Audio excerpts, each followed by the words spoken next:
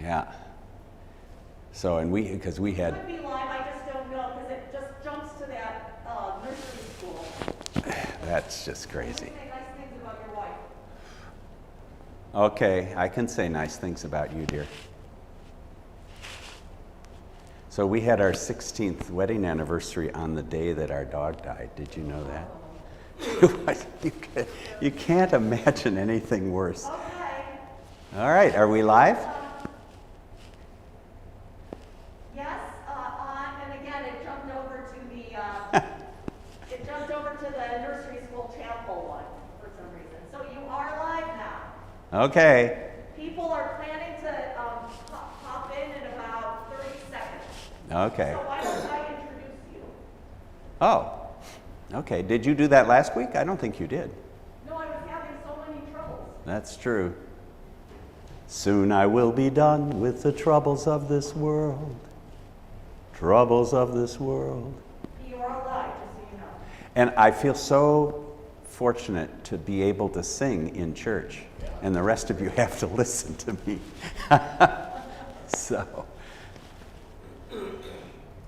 Welcome everybody. Glad to, let's see if I can I get into the picture here? Oh, there we go. We can get within 6 feet of each other because we're at the same house. This is my, let's see, there we go. Yeah, no, you're fine. This is my husband, Timothy Wengert, also a very well-known Reformation historian who likes Philip Melanchthon, right? Yes, I do. About Philip Melanchthon.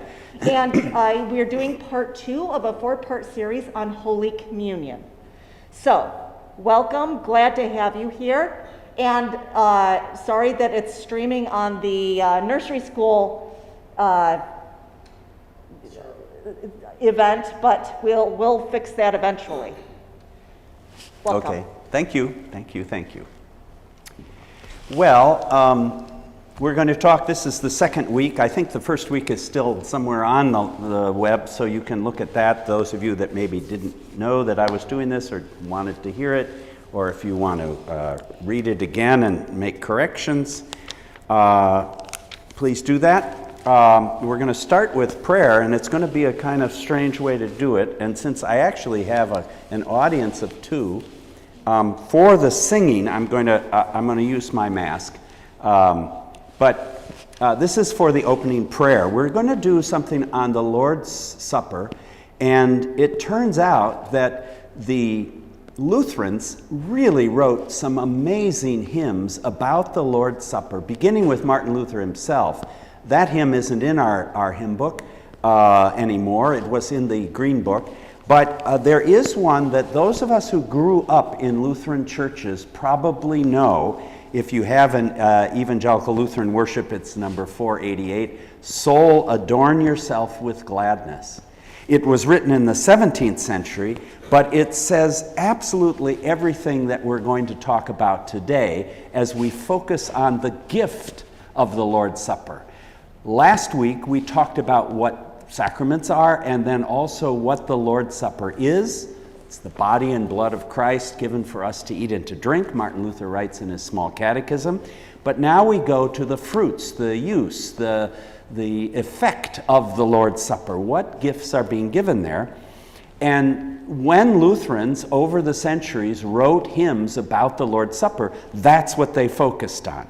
And the most famous of all, that those of us, like I say, that grew up Lutheran, at least in German-American Lutheran churches, sang this every time we had the Lord's Supper. That reminds me that I should at least mention the fact that the number of times we celebrate the Lord's Supper has changed over the years for Lutherans. My father, growing up in Milwaukee in a Lutheran church, celebrated the Lord's Supper 4 times a year. 4 times. The reasons for that were really quite peculiar. They had partly to do with the fact that in America, in the 19th century, there weren't enough pastors to go around, so congregations simply had to wait. That certainly was true here in Long Valley. They had to wait for Henry Melchior Muhlenberg to show up. He was very often in Oldwick, it was a bigger town, a little more metropolitan. He didn't want to come here. He had to worship in a barn, for crying out loud. They hadn't even built the brick building over there yet for Henry. And when he came, he would celebrate the Lord's Supper with folks, but it wasn't very often. But then there also was a line in Martin Luther's Catechism in the preface where Luther has said everyone should receive the Lord's Supper at least 4 times a year. Well, Lutherans are really kind of thick. They say that in parts of Pennsylvania and Minnesota, they really are thick with Lutherans. And those thick Lutherans said, 4 times a year, well, that's how often we're supposed to celebrate it. No, Luther meant that's how often a Christian should receive it. In Luther's day, they celebrated the Lord's Supper every Sunday, plus on certain holy days like Christmas and Easter. Easter was on a Sunday anyway, but certain other days as well. But certainly, they celebrated it every Sunday. But given the fact that in Germany then, in the 30 Years' War, you have about 1/3 of the population dies, and again, they didn't have enough pastors, and again, people had to wait for a pastor to show up. Well, Lutherans get used to that. I had a former student of mine who was in a union church, which this church here, Zion Long Valley, was for a while. That is 2 different congregations, one Reformed and one Lutheran, meeting in the same building, and so they would alternate, the Lutherans one week and then the Reformed the next week and so on. And when they split those congregations, because there was size and so on, and they built their own congregation, of course the good German Lutherans said, well, we used to only come once every other week and that was enough, so even though they had their own building and they were worshiping every week, they only came every other week. Would that people nowadays would come every other week. In any case, when we had the Lord's Supper, 4 times a year in my father's day, 12 times a year, I grew up every month, first Sunday of the month. Some of you may remember that. My 2 poor victims here nodding their heads, remembering, once a month we had. Well, something happened in the 20th century that really was very helpful for Lutherans, and it was called the Liturgical Renewal. It was not only among Lutherans, but also Roman Catholics, Episcopalians, Presbyterians, Methodists, a lot of different groups. They rediscovered the importance of the Lord's Supper. So in many Lutheran churches now, still not all, but in many Lutheran churches, they celebrate the Lord's Supper every week, which was the way, of course, that they did it in the ancient church and in Luther's day as well. So we're back to that. But whenever it was, growing up as a kid, we sang, "Soul, adorn yourself with gladness." The words are remarkable, but I'll tell you a little story about the tune and everything that has to do with it in just a moment. So here's the way it went. I'm going to use my mask now. Hang on. Something aerosols. We don't want to kill the people here. We're all vaccinated, though, I think, right? Yeah. So am I. Soul, adorn yourself with gladness. Leave the gloomy haunts of sadness. Come into the daylight's splendor. There with joy your praises render. Bless the one whose grace unbounded this amazing banquet founded. Christ, though heavenly, high, and holy, deigns to dwell with you most lowly. Now, when Johann Franck wrote those words, and certainly when Johann Krüger, who wrote a lot of very famous hymns in the 17th century, when he wrote the music, it was considered very happy. It was joyous, and the words themselves, as you could hear, "Soul, adorn yourself with gladness." But by the time I was a kid, in the 1950s and 60s, it was a dirge. They'd slowed it down, and of course we'd gotten the idea that the Lord's Supper was something very sad. And so we all had to put on these really, really sad faces and feel really sorry that we were sinners, and then we would come and we'd have to sing, "So adorn yourself with Well, by the time you got to the altar, you were crying. I mean, really, it was awful. So in the 1960s or late 70s, in the late 60s or early 70s, Joel Lundeen, whose brother was actually a colleague of mine in the early 1990s at the Lutheran Theological Seminary at Philadelphia, where I served, he wrote new words to get the celebration back in this hymn, because he knew that everybody used the tune. They didn't really listen to the words, so let's have some new words that are even more joyous. And so he wrote this. Now we join in celebration at our Savior's invitation, dressed no more in spirit somber, clothed instead in joy and wonder. For the Lord of all existence, putting off divine transcendence, stoops again in love to meet us, with his very life to feed us. So they'd solved the one problem. The words now are even more joyous. You could hear all of that.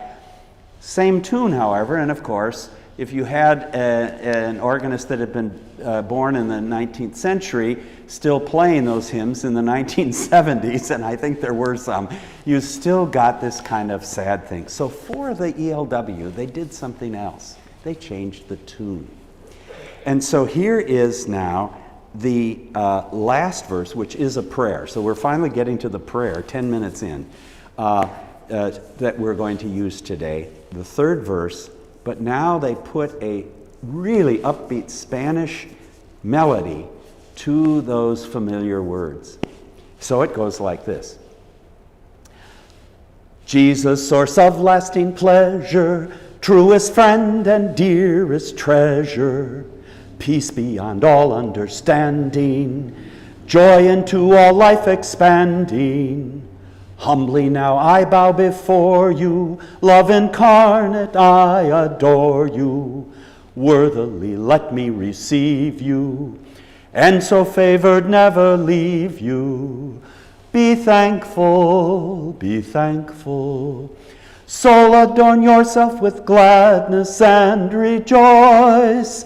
Bless the one whose grace unbounded is our joy. And that one's also available in Spanish. So in our Spanish-speaking congregations now in the ELCA, a lot of them know and love this song with a very traditional Spanish melody to it. And I think that finally solves the problem of the sadness with which we used to sing such a joyous hymn, that we can now do it with drums and what do they call them? Maracas and guitars and all the rest. Well, at any rate. What was interesting there, if you heard it, that in the last verse, which is a prayer to Christ, it talks about Jesus as a treasure. And that's where we are today in this second session, talking now not about what the Lord's Supper is, but what it does to us, what gifts it bestows, and uses that word treasure. We'll get back to that in a little bit. I do want to make just a slight review of what we've already looked at.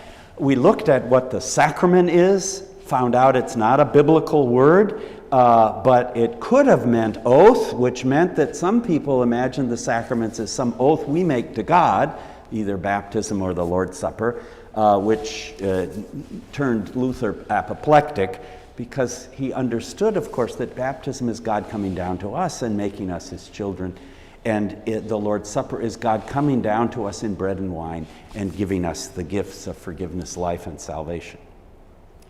There are two different definitions of sacraments. I also talked about a visible form of an invisible grace. Since last Sunday, I was reminded in something I was reading, you'd be surprised what I read during the week. In any case, that comes originally from St. Augustine, a 5th century North African bishop and preacher, and I think it's a really good definition.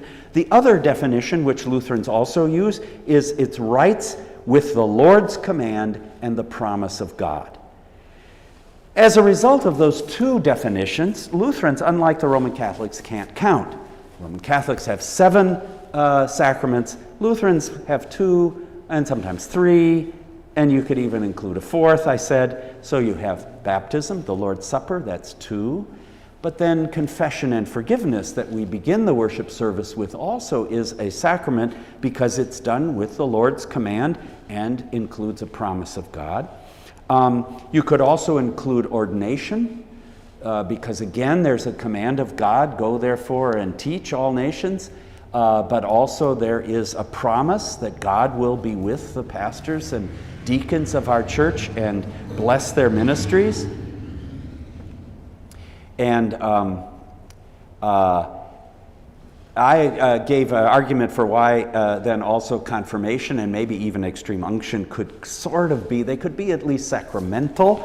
Certainly confirmation is just another extension of baptism, like confession and forgiveness, the Sacrament of Absolution.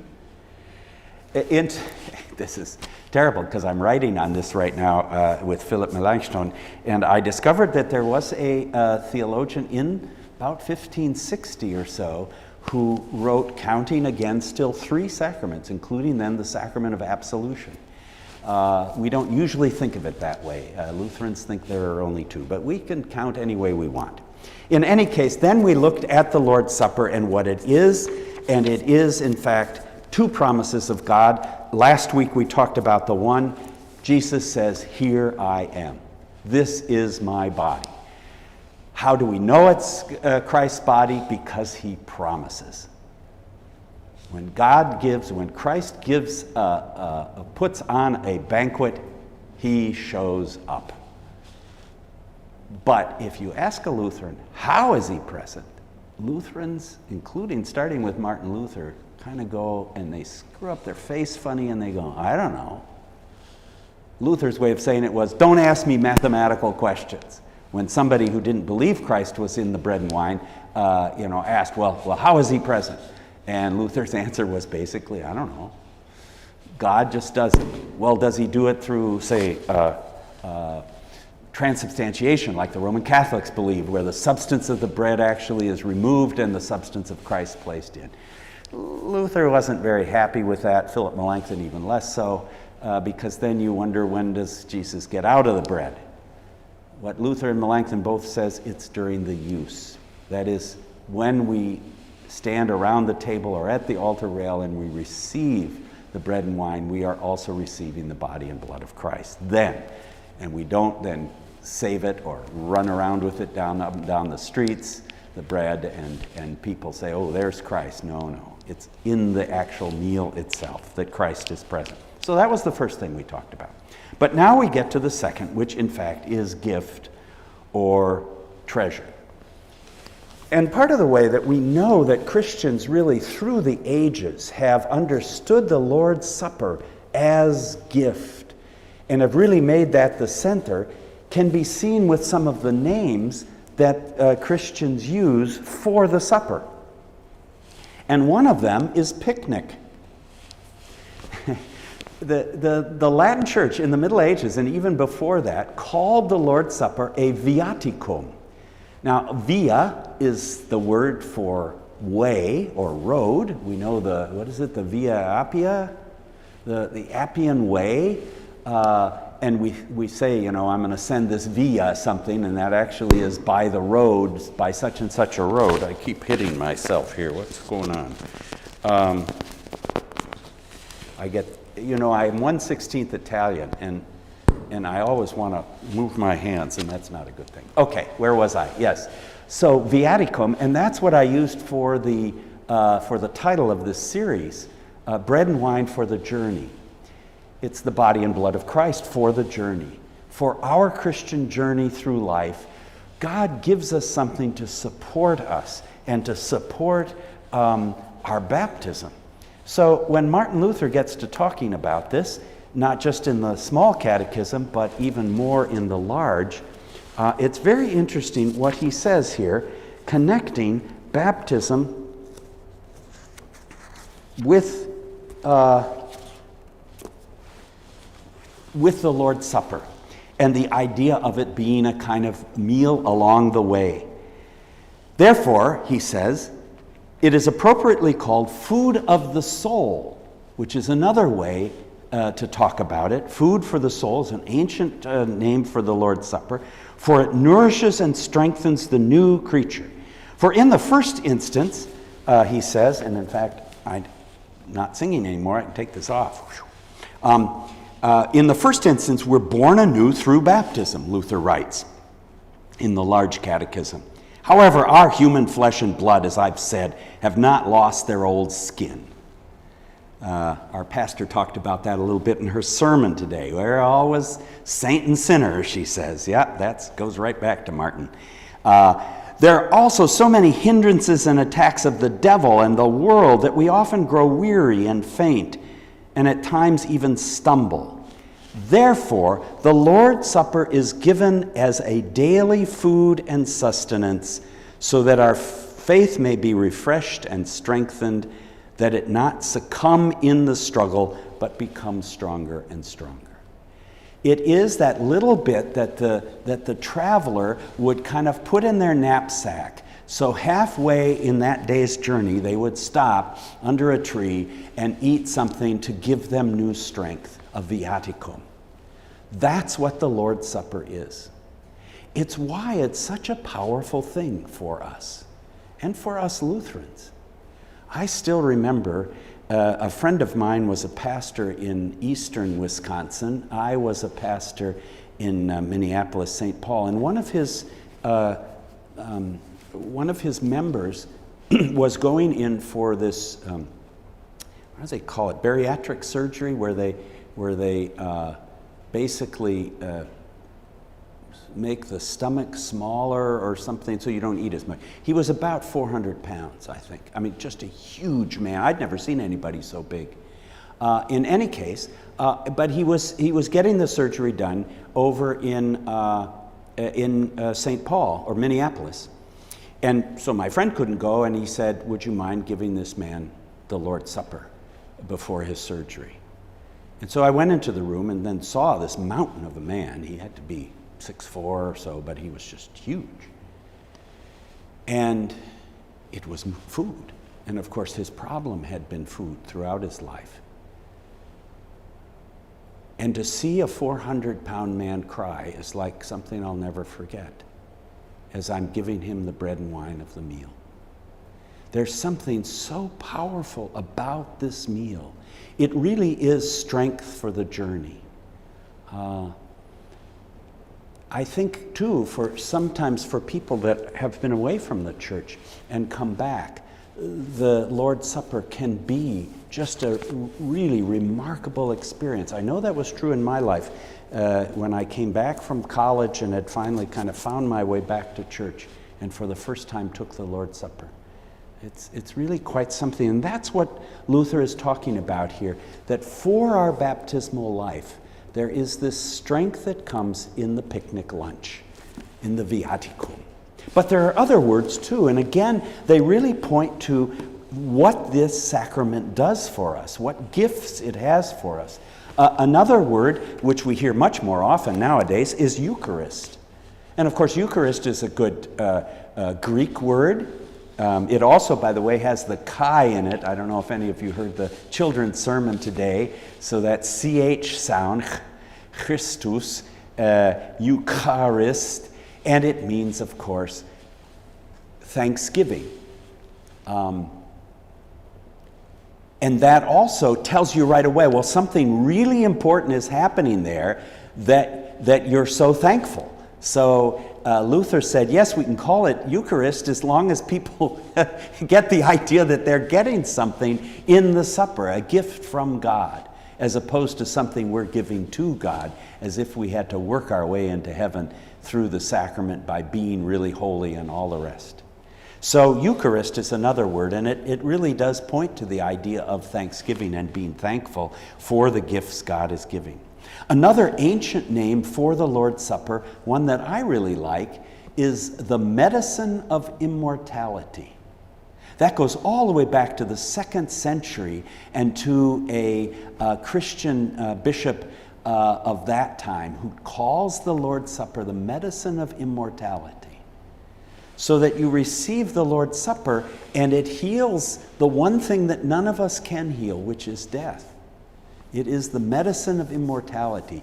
It is, as we put it in the liturgy of 1978 in the Lutheran Book of Worship, and we still sometimes call it this, it is a foretaste of the feast to come.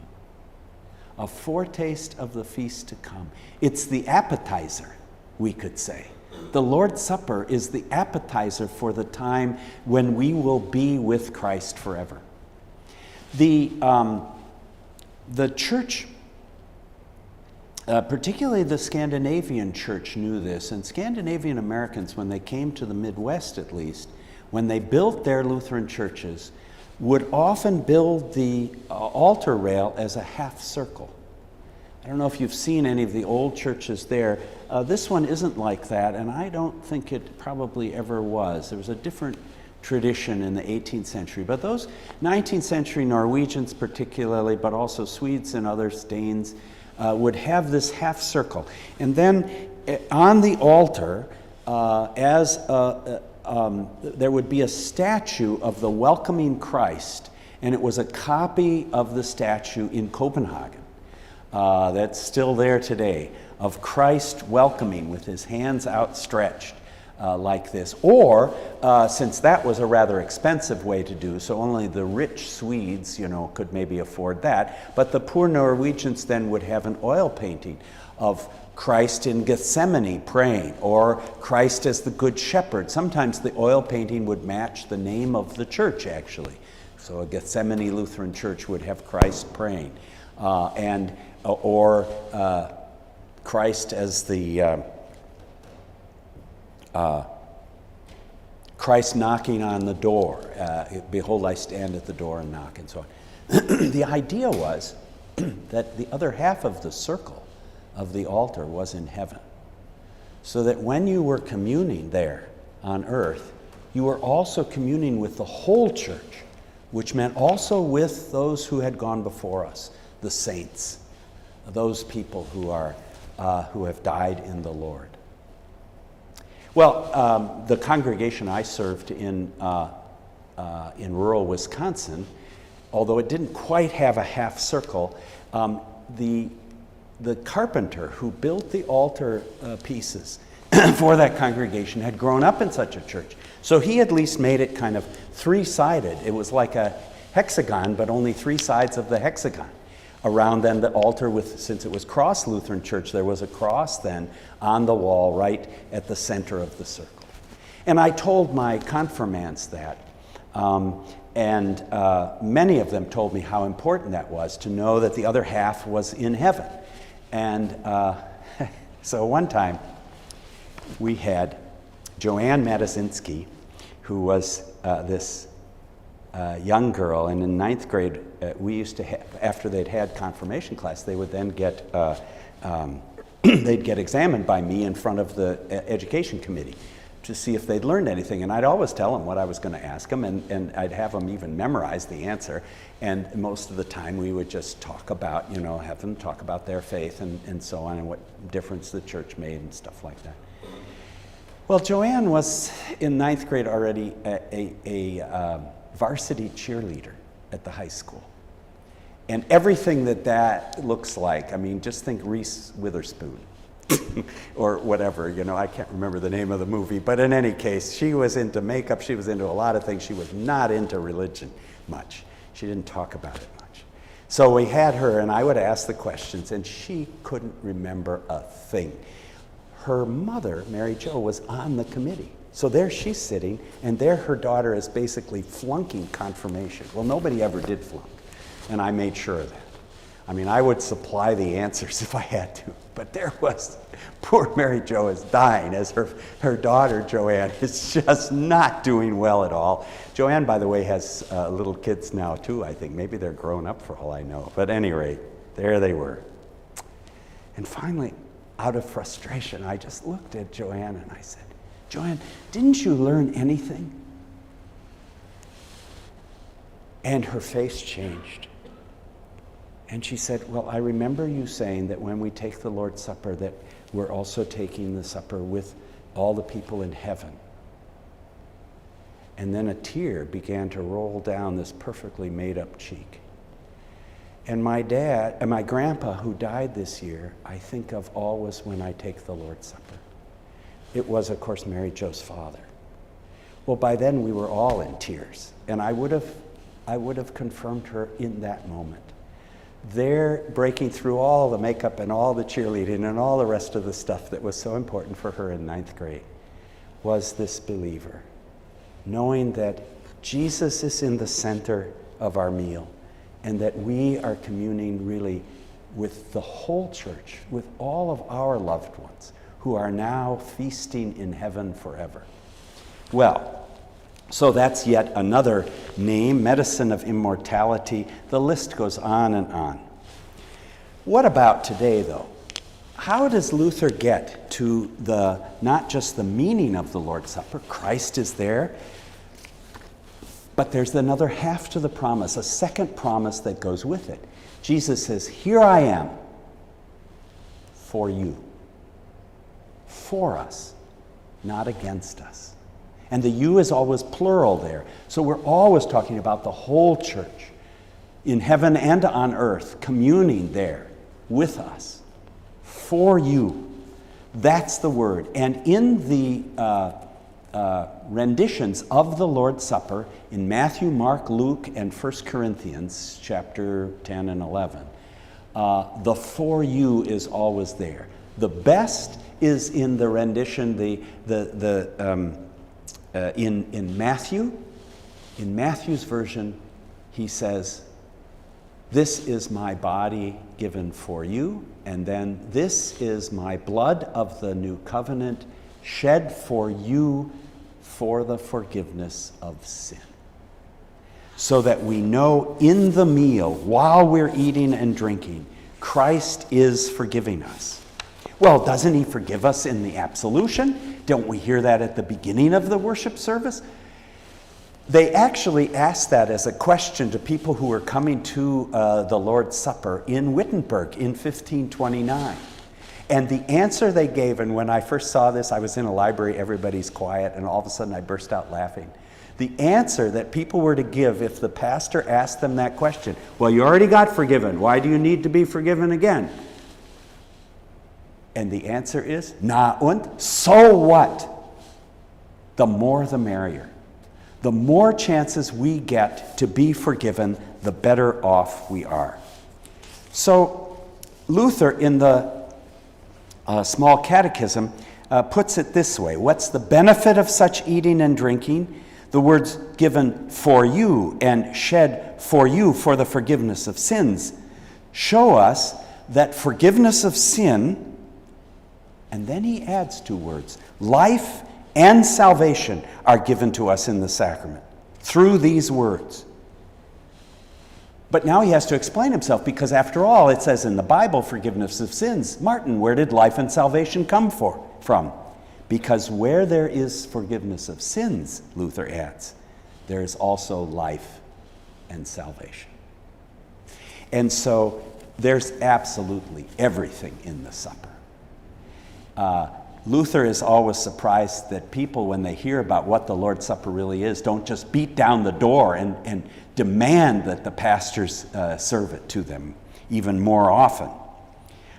Here's the way he talks about it in the Large Catechism. Now remember, the Large Catechism really is kind of Luther reworking his sermons on the Catechism that he had delivered to the young people and the families of his congregation the year before. He'd done this 3 times. He didn't usually do the catechetical instruction, but the head pastor in Wittenberg was off reforming the town of Braunschweig, from which we get, those of you that know German, Braunschweiger, which is a really good form of liverwurst. You know, well, he was eating liverwurst in Braunschweig, which is in Niedersachsen, in Lower Saxony, and there's Martin Luther left holding the bag, and he has to do all the preaching, which included then the catechism preaching. We would call it catechetical instruction. He'd done it 3 times in 1528, and then in early 1529, he turns those sermons into the Large Catechism, and kind of a synopsis of those sermons into the small catechism in early 1529. So here's what he says. We've briefly considered the first part, namely the essence of the sacrament, Christ's body and blood. Now we come also to its power and benefit, for which purpose the sacrament was really instituted. What's the point of it? Some people get so caught up and worried about the first part, namely Christ is present in the bread and wine or with the bread and wine, that they miss the whole point of the Lord's Supper. It's not just that he shows up, but that he shows up for you, for the forgiveness of sins. Okay, for it's most necessary that we know what we should seek and obtain there. This is clear and easily understood from the words just quoted. My body and blood given and poured out for you. And what's interesting, in both the large and small catechism, those words, for you, are always capitalized for extra emphasis. I would tell my students that, and when I teach this in confessions, Lutheran confessions, to budding pastors, and they'd always go, oh, I just thought that was a mistake by the printer, because I put it also in capital letters here. Well, at any rate, for the forgiveness of sins. That is to say, in brief, we go to the sacrament because there we receive a great treasure. And there's that word. We heard it already in the hymn, and now Luther uses it. A great treasure. Ein großer Schatz. A Schatz. When I say it in German, Schatz, treasure, those who grew up in German-speaking households, or where there was grandparents who were still speaking German, will immediately say, wait a minute, I've heard that word. That's what my grandma used to call my grandpa, or more likely, my grandpa used to call my grandma. In German, the word treasure is like our word honey, or sweetie pie, or sweetie. It's the word you use for your spouse or for a child. You'll hear, particularly in South Germany, they always say Schätzle, which is little treasure, and you hear an old grandma calling her grandchild that, Schatz, Schätzle. We don't use that word treasure. I don't think we use it much at all in daily talk, for our spouse. Maybe when we get mad at him, we say, oh, you're a real treasure, all right. but here it is this beautiful word. So when Luther uses that word, he is using one of the most emotionally laden words in his entire vocabulary. It is a greatest treasure through and in which we obtain forgiveness of sin. Why? Because the words are there, and they impart it to us. If Jesus says, for the forgiveness of sins, well, by gum, it is. So there are two promises in the sacrament. Here I am for you. And the for you reveals what the treasure is. For you, for the forgiveness of sins. For this very reason, he bids me eat and drink, that it may be mine and do me good, as a sure pledge and sign, indeed, as the very gift he has provided for me against my sins, death, and all evils. And there, by mentioning sin, death, and evil, he really is, it's the reflection of the catechism, of the small catechism, where he says forgiveness of sins, life, and salvation. So take all the things that are bothering you, that are threatening you and me in our lives today. And that's what Jesus, the opposite of those things, whatever threatens us, is what Jesus offers in the Lord's Supper. Those are the gifts. And without the for you, then it's not at all clear why we would go to the Lord's Supper. Why bother? Okay, Jesus is there. Very good. I kind of bow when I get into church, say, oh, okay, good that Jesus is here. Hi there, how are you doing today? And then we go home. No, it's for us to receive. It's the very body and blood of Christ for you. Well, for whom? For the sinner. For the one who's dying. For the one surrounded by evil. It is the medicine of immortality for those who are afflicted by, surrounded by the plague. Oh, this is the answer to COVID-19 that Jesus has, you see, the medicine of immortality, that we live forever with Christ. It's really quite remarkable that it's not just here I am, but also for you. Now, one of the reasons that the for you is so important for Martin Luther is because in the late medieval church, in the church he grew up in, the for you was not at all important.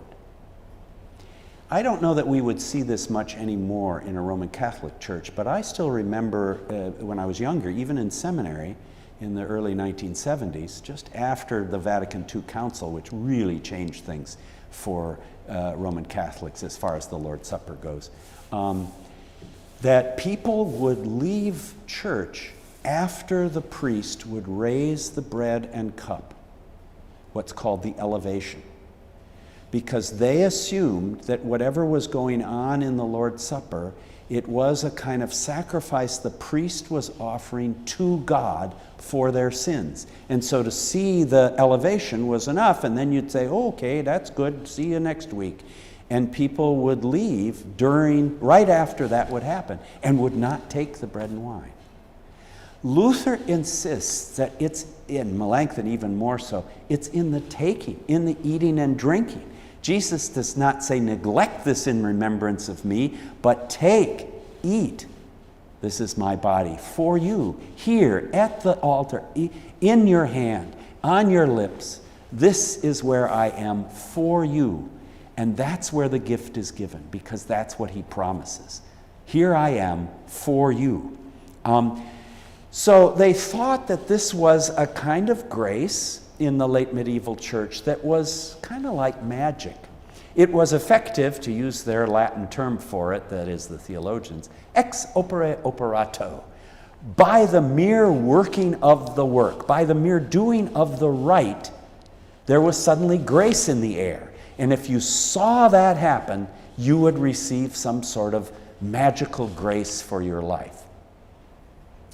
In some places it became so, and this was really against much of the church's own teaching, but the practice had gone off the rails, so that people would actually hoard the bread if they received it. You know, they'd spit it out, keep it, take it home, and nail it up in their barn so their barn wouldn't burn down.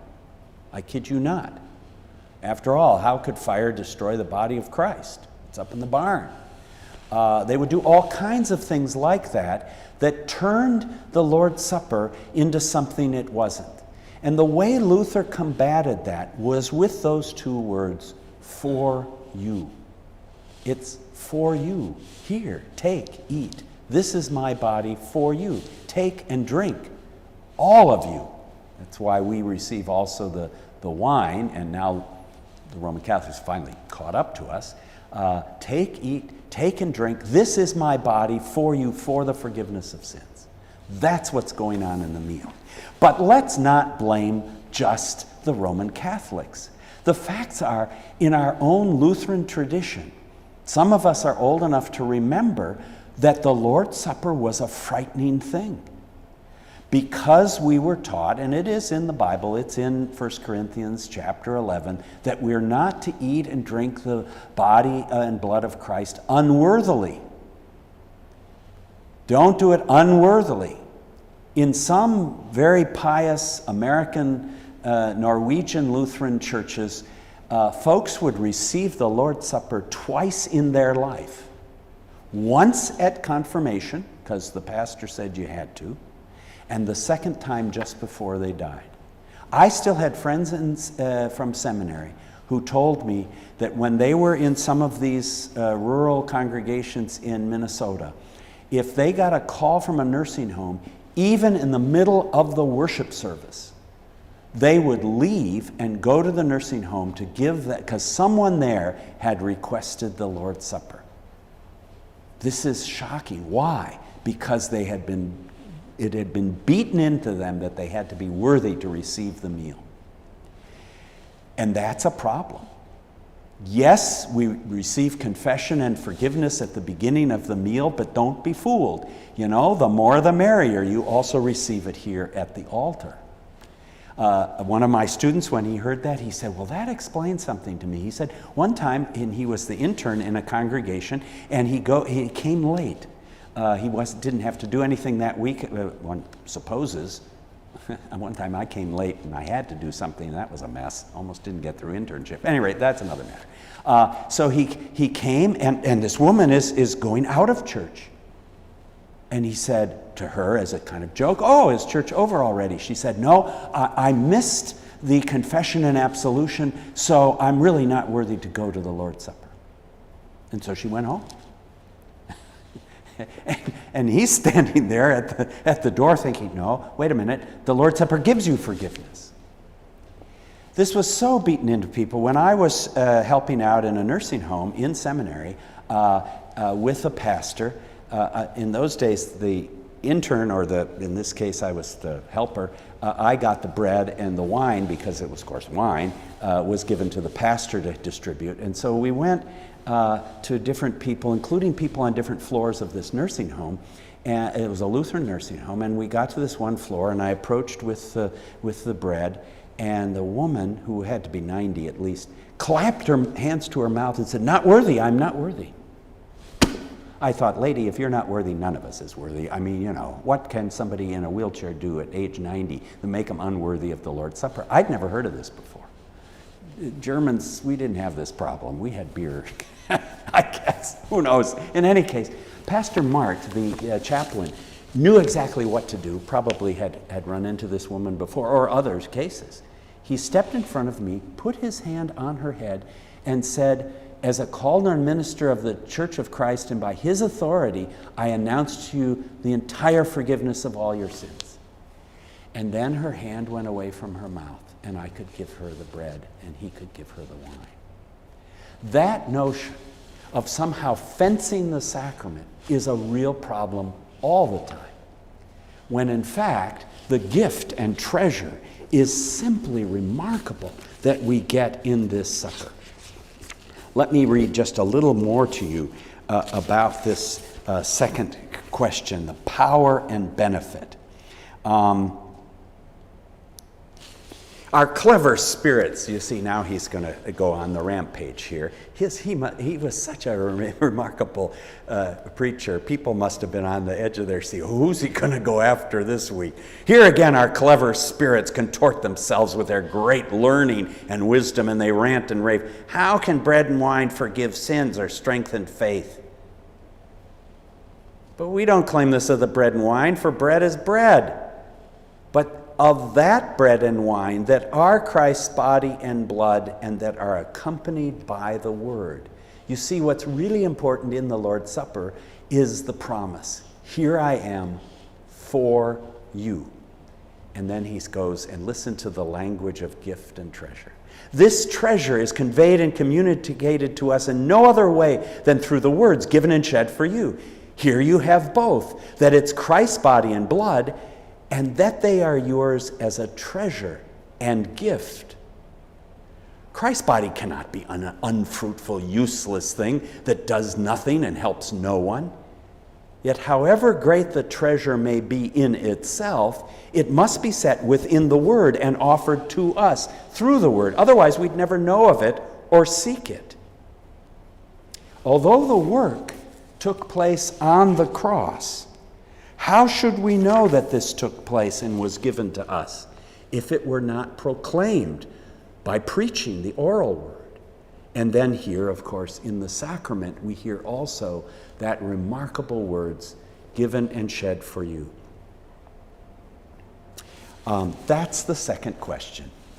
The treasure, the schatz that we have, that Christ gives to us in this meal. Now, I have a little bit of time, and I wanted to make sure, if you have questions, what you can do is email our pastor. So anytime I bring up some things, you can always email her, and she, of course, will pass them on to me. So if you have questions, those of you that are there. But we have two people here. Maybe you have questions. And we have a couple of minutes. So this is not to put you on the spot, however. we can end without questions as well. But sometimes you sit there and you say, well, he didn't talk about this, or what about da-da-da, so go ahead. I was under the impression that bread and wine is a representation of the body and blood of Christ. So the question is, I was under the impression that bread and wine are the representation of the body and blood of Christ. The trouble, yes and no. Yes, in that we can use words like sign and symbol, representation. Unfortunately, people in the 16th century used those words to say then Christ is not there at all. Not really there. So Lutherans prefer to say no, Christ's body is with the bread and Christ's blood is with the wine. That there's much closer than just a representation of. That's more what a Presbyterian would say, or certain Methodists, not all of them, certainly not John and Charles Wesley. But in any case, so that is more kind of in that tradition.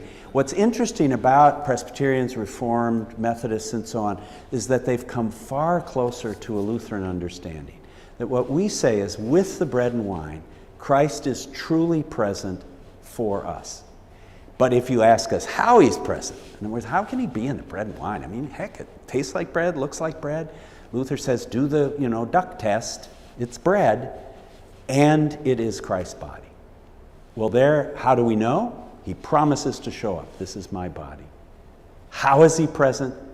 Don't ask mathematical questions. Luther just refuses. He does, and the first time I saw that, is I'd said that before to classes and different things. But the first time I read it in this debate, actually, with somebody who said, no, Christ is in heaven, it can't be here on earth, and Luther's answer is just, don't ask me mathematical questions. I love that as an answer. We don't know how God does it, but simply trust the promise that Jesus Christ is here. As close as the bread gets to your teeth and the wine to your lips, so close does Christ come to us in this meal with his gifts. Here I am. How, we don't know. Here I am for you. So representation is not completely wrong, except for the fact that people use that to say, well, you couldn't really be in the bread and wine. No. I mean, if he can make all of creation from a big bang or however he did it in 7 days or 7 billion days, I don't care, then Christ can also figure out a way to come in the bread and wine, with the bread and wine. So, good question. I think that's a good one. We'll end on that. Next week, we talk about the third aspect of the supper. So here I am for you, and what those promises do to us. So we'll talk about faith. Thank you. It has about a 10-second lag, so I'm just waiting for a